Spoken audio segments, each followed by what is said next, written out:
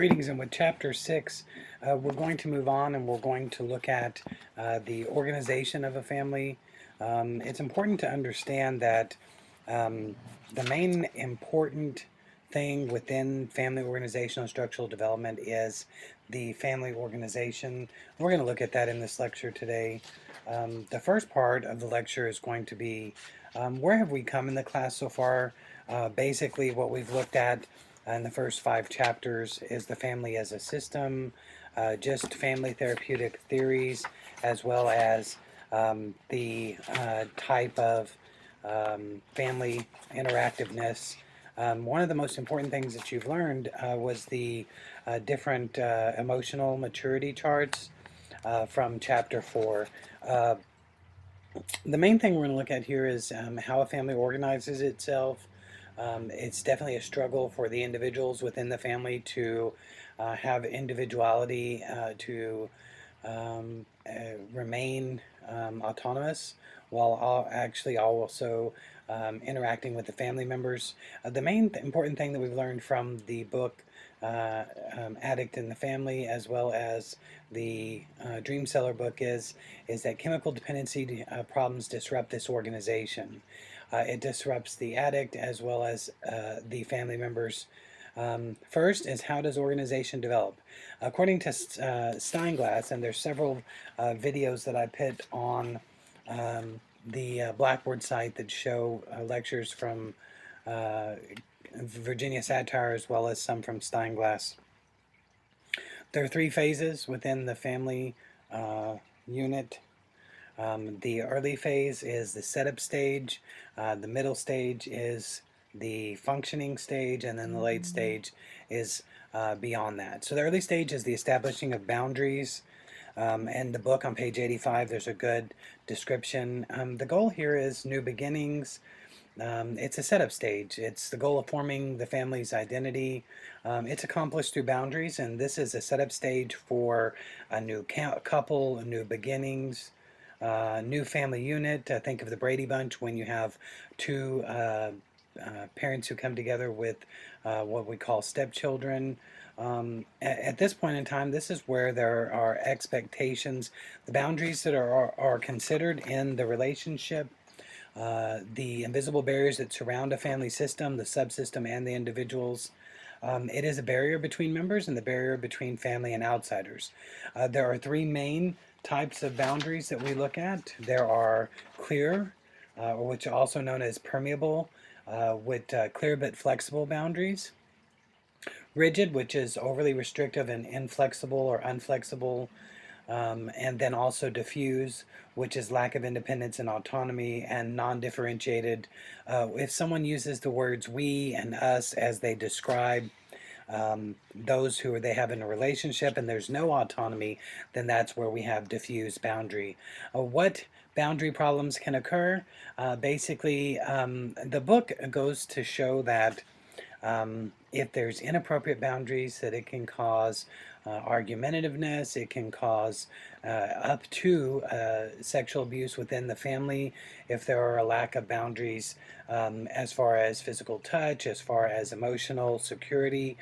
The book also describes these boundaries as that inadequate boundaries result in boundary violations, and a lot of times people will go on and have chemical dependency issues as a result or as biofeedback from some type of emotional problems that they have.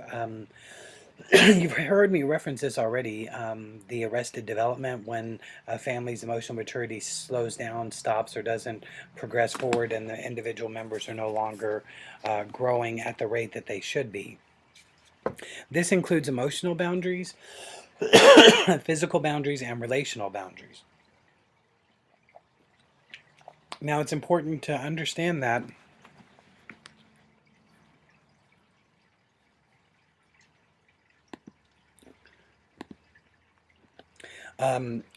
emotional boundaries has to do with how we feel, physical boundaries has to do with our physical well-being, and relational boundaries has to do with our interactions with the others in the family unit. Now, the middle stage is I'm sorry, also, the way we identify our identity is individual identity, who we are as an individual, autonomous person, versus who we are as a family. This is often shown as um, rules that are set in the family. If oftentimes we see that a family, um, the parents may be Democrats, and when the child grows up, may be a Republican, or vice versa. It's seen when the child or other family members become autonomous and set up their own families, that they have their own rules and set of order. On page 61 is where it talks about the arrested framework, where members develop a maladaptive or ineffective communication styles when the lack of communication, lack of growth begins to affect all of those people in the family. Also, in the beginning stages, they are building an identity, the family's subjective sense of own continuity over time, its character, their beliefs, attitudes, and attributions about the family that they have about themselves. And some of the above are shared only inside the family in order to not project those biases on others. And then some are ones that they'll make very known. And this can include politics or religion. Of course, when we talk about this identity, there's a paradigm. The paradigm is the growth process where the family may have individual responses to one another. In other words, you may have an adult, an older child, and a younger child, and the relationship between siblings, if there's multiple siblings over a period of years' time, then the way that those siblings interact with each other will be dynamic, the older children versus the younger children. There are themes, patterns of feelings, motives, fantasies that typify the view of the reality of the family. That can include birth order. That can include, we call the sandwich generation, where there's the grandparents, their children, and their children's children all living together in the same house. Also, this can include who may talk to whom about what, when, and how a family member may leave the family to relate to others or be alone, when or how a family member may differ or from or resemble another, how one may be unique, and how and when, where one may inhibit their own uniqueness, what, when, and how one may comment on what one sees, feels, and thinks, how one feels and shows feelings such as love, hurt, anger, and how one may receive those feelings from another, how and when one may let needs and wants be known to another and respond to the needs and wants of others, how one may feel at once and express sexuality, and how one may gain self-esteem, and how one may have, how one may grow and change in another's preference, and how one may be a man or woman or a human being. Now, those are on the top of page 58, and these themes we see are passed from generation to generation, and this family growth, the reason this is so important for us as chemical dependency counselors is for us to be able to help the family framework to realize where there may have been dysfunction for the individual addict, as well as for those family members who have direct access to the addicted. The process of family members growing emotionally and becoming mature is family growth. Also, the growth framework is the degree that the family is operating in a framework that fosters growth, or we would say that this is healthy growth work. The family provides a framework for growth. In an open, free environment, members can be individuals and be individualistic and part of the family. There's a good movie directed by Jodie Foster called Home for the Holidays. I think it was from '99, and it shows a very good pattern of this type of situation where there's family dynamics in play. In an open, free environment, members can be individuals and part of the unit, free to express needs and related roles, expectations, and behaviors. Little judgment about these needs as well. When growth goes wrong, there's the arrested development of maladaptive communication styles. If there's rigid rules, then people feel that they have a lack of ability to speak up for themselves, to say their true thoughts, feelings, or emotions.